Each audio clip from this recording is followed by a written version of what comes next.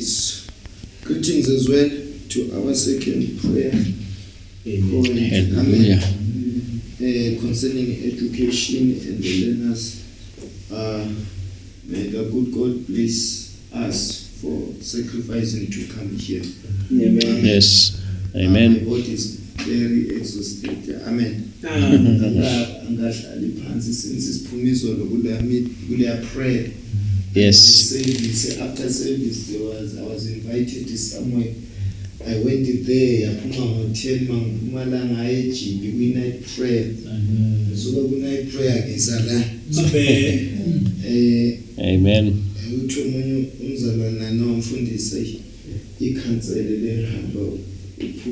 But I'm saying the problem is the calling. The calling of looting is spiritual. So we don't do because we love to, but we are arrested with the power of God. So I believe we cannot be here and our prayer be in vain. Let me read just one scripture, then we pray. Proverbs chapter 1, verse 29. It reads as follows: For that they hated knowledge, and they did not choose the fear of the Lord. Mangifunda futhi chapter 2,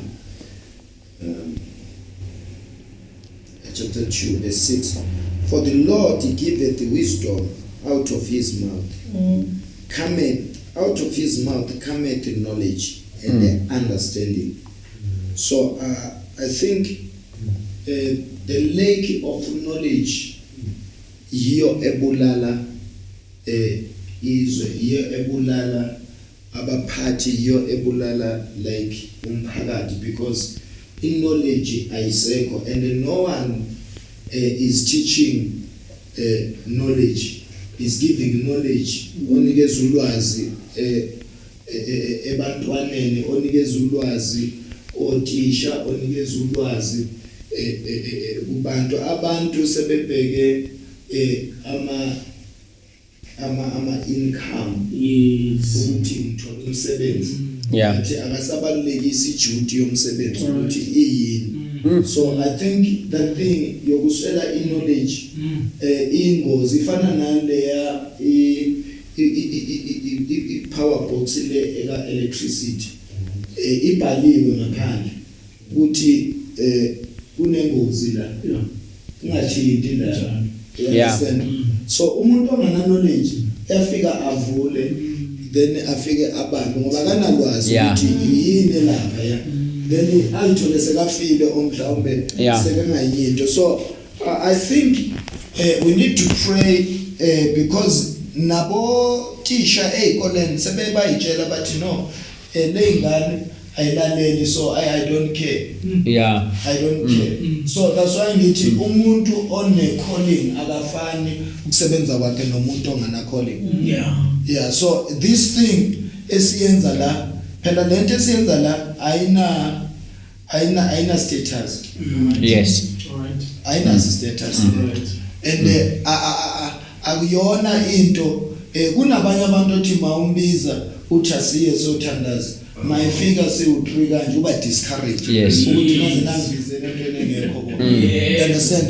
But thina because of calling the duty, as ukuthi we know our duty, we know ukuthi the prayer that we are making now it opens iminyango ekude kakhulu.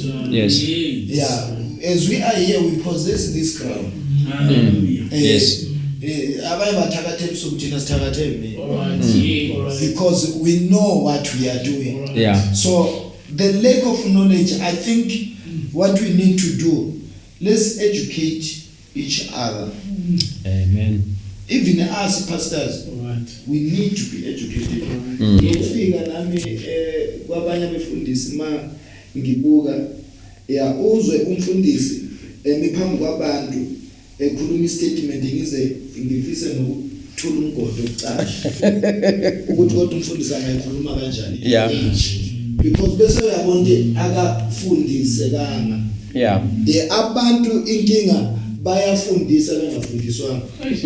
So that's the lento cause damage. So I want us to pray ukuthi let the knowledge of God ingene to everybody, to the leaders, to everyone who is responsible, everyone who is serving the community. Let the knowledge of God ingene naseyikolweni. Just imagine othisha nje esikoleni mabonke bengavumelana bathi sizokhuleka before siyoqala ukufundisa. Just imagine. Hallelujah. Bonke nje othisha nje nalapha office elikhulu kwi-education department of education nabo laba babe ne-knowledge kaNkulunkulu ukuthi how important is uNkulunkulu. Bese bethi nje before sifundise lezi ngane ake siqaleni siye office siyothandaza sithandazele lezi ngane singayifundisi ngokwethu, but let the Holy Spirit help us. I'm telling you, nabazali benze the same thing.